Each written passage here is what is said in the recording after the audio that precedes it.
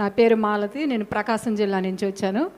2021 సంవత్సరంలో నాకు 2 మోకాళ్ళు అరిగిపోయినాయి, బ్యాక్ బోన్ అరిగిపోయింది.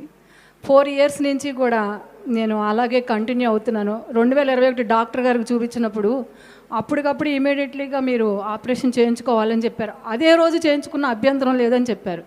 కనీసం అక్కడి నుంచి ఇక్కడికి వచ్చేసరికి నేను ఒక మనిషి సపోర్ట్తో రావాల్సి వచ్చేది. కానీ మాకు ఒక డైరీ ఉంది. డైరీ ఫామ్ వలన నేను ఆపరేషన్ చేయించుకుంటే పనులన్నీ డిలే అవుతాయని నేను ఆపరేషన్ చేయించుకోలేకపోయాను.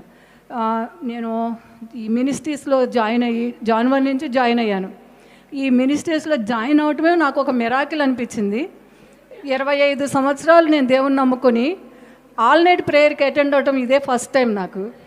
ఇది నాకు ఒక పరలోకంగా అనిపించింది. కానీ ఇక్కడికి రావటం అంటే అది సామాన్యమైన విషయం కాదు. ఒక లేడీసు ఇంట్లో వ్యతిరేకత ఉండి ఇక్కడికి రావటం అంటే అది సామాన్యమైన విషయం కాదు. కానీ దేవుడు అద్భుతంగా ఏ రీతిగా తీసుకొచ్చారంటే, మరి జనవరి నుంచి నేను అటెండ్ అవుతున్నా. నాకు ఫుల్ హార్డ్ వర్క్. మార్నింగ్ 3:30కి ప్రేయర్లో అటెండ్ అయిన తర్వాత 5 కానించి 5:30 కానించి నైట్ 11 వరకు నాకు పనే. ఒక 25 బఫెలోస్ ఉన్నాయి. వాటి దగ్గర క్లీన్ చేయటం ఏంటి, 70 లీటర్స్ పాలు తీయటం ఏంటి, పచ్చగడ్డి కోయటం ఏంటి, హార్డ్ వర్క్ అంతా నేనే చూసుకుంటాను, నేనే చేస్తాను. కానీ ఈ మోకాళ్ళు అరిగిపోయిన దాని మీద ఎలా పనిచేస్తాను అనేది అది దేవునికే తెలియాలి. Thank you Jesus. నేను పనిలోకి వెళ్తున్నాను. ఈరోజు నాకు కావాల్సిన శక్తి, బలము మీ సన్నిధి నాకు తీసుకొస్తున్నారని అనుకోవటం మాత్రమే. మొత్తం ఆల్ పని మొత్తం ఎలా చేస్తున్నానని నాకే తెలియదు. మా హస్బెండ్ అయితే ఇది రాక్షసులాగా ఇది ఎలా చేస్తుంది, ఇది ఏదో తాగుతుందా ఏంటి అని అంటున్నారు ఈ మధ్యకాలంలో.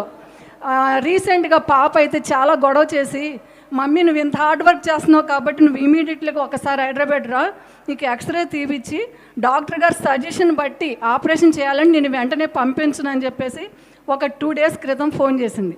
నేను అయితే నా మైండ్లో అయితే ఇక్కడికి అటెండ్ అవ్వాలని బాగా ఉంది. ఓకే అని చెప్పేసి పరుగులు ఎత్తుతూ, అక్కడ ఎన్నో పనులు ఉన్నా కూడా పరుగులు ఎత్తుతూ వచ్చేసాను. ఇదిగో బ్రదర్ ఒక్కసారి ఎక్స్రే చూపించండి. అయితే ఎక్స్రే చూస్తే ఈవిడ ఇలా పని ఎలా చేస్తుందని ప్రతి ఒక్కరు ఆశ్చర్యపోతారు. డాక్టర్ ఏమన్నాడంటే, నా ఎక్స్రే చూసి ఆవిడకి పెయిన్ ఉందా అని అడిగారు. నేనైతే పెయిన్ అయితే ఉంది కొంచెం, లేదని చెప్పాను.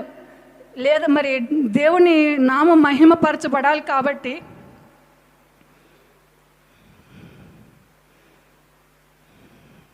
రెండు కాళ్ళ సేమ్ పొజిషన్.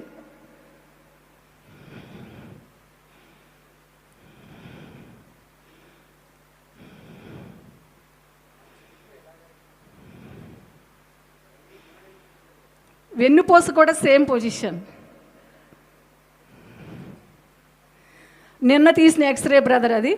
డాక్టర్ మీకు పెయిన్ ఉందామా అని అడిగారు. అంత హార్డ్ వర్క్ చేసేటప్పుడు పెయిన్ ఉంటుందా? కానీ నాకు పెయిన్ లేదని చెప్పాను నేను. మీకు పెయిన్ లేకపోతే ఆపరేషన్ ఇప్పుడు అవసరం లేదమ్మా, తర్వాత చేయొచ్చు అన్నారు. నాకు కావాల్సింది కూడా అది, ఆపరేషన్ అవసరం లేదు. దీన్ని బట్టి నేను ప్రేయర్లు అటెండ్ అవ్వడానికి దేవుడు తీసుకొచ్చారు. పాప అయితే ఆపరేషన్ చేయించుకోమంది, కానీ నాకు అవసరం లేదు, దేవుడు ఉన్నారు కదా. దాన్ని బట్టి దేవునికి స్తుతులు చెల్లిస్తున్నాను. అది కేవలం థ్యాంక్ యూ జీసస్ ద్వారానే జరిగింది. మరి నా కుటుంబంలో అయితే శాంతం వ్యతిరేకత ఇక్కడికి రావటం అనేది సామాన్యమైన విషయం కాదు. ఇంత గొప్ప అద్భుతమైన అవకాశం ఇచ్చిన దేవునికి కృతజ్ఞతలు చెల్లించుకుంటున్నాను. ప్రతి డే కూడా అద్భుతమే జరుగుతుంది. చెప్పాలంటే చాలా సాక్ష్యాలు ఉన్నాయి, చాలా ఉన్నాయి బ్రదర్. కానీ అవి టైం సరిపోదు నాకు ఇప్పుడు చెప్పడానికి. ఈ రీతిగా నేను నడవగలుగుతున్నాను అంటే, కానీ బ్రదర్ నేను పని చేయలేనప్పుడు శ్రావణి సిస్టర్ సాంగ్స్ చెవిలో పెట్టుకొని నేను పచ్చగడ్డి కోస్తా, గంతులు వేస్తా కోస్తున్నా నేను ఖచ్చితంగా చెప్పగలను. నిజంగా ఎవరైనా చేలో పని చేస్తున్నారు, పచ్చగడ్డి కోస్తా నేను శ్రావణి సిస్టర్ సాంగ్స్. ఈరోజు నేను లెగవలేనన్నప్పుడు బ్రదర్ మెసేజ్ విని 25 గేదెల కాడ క్లీన్ చేయాలంటే 2 hours పడుతుంది నాకు. కానీ ఈ సాంగ్స్ ఎప్పుడైతే పెట్టుకుంటానో 1/2 hourలో మొత్తం చేయగలుగుతున్నాను నేను. ఇది నిజం. ఈ దేవుడి ఎంత శక్తిని ఇచ్చిన దేవునికి వందనాలు.